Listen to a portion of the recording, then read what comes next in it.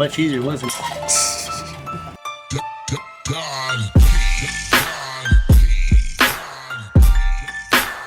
Hey guys, we're here at the 9th Street project. Right here we got our perforated screen.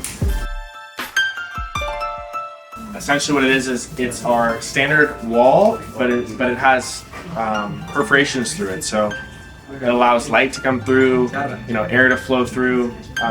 It's a really nice addition to this building right here.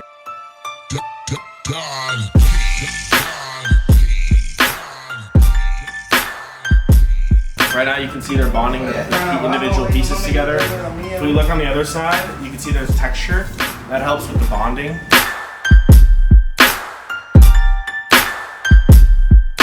We ran into some challenges earlier today, and Daniel helped figure out a solution here. Yeah, I got an idea for the next piece.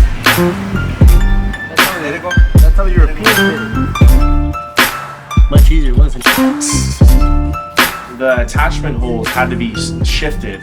Since the building wasn't straight, as the piece was perfect as it went up, it slowly slanted over. We weren't able to connect it, so we had to make some adjustments, sliding the holes over so the holes would grab onto the piece.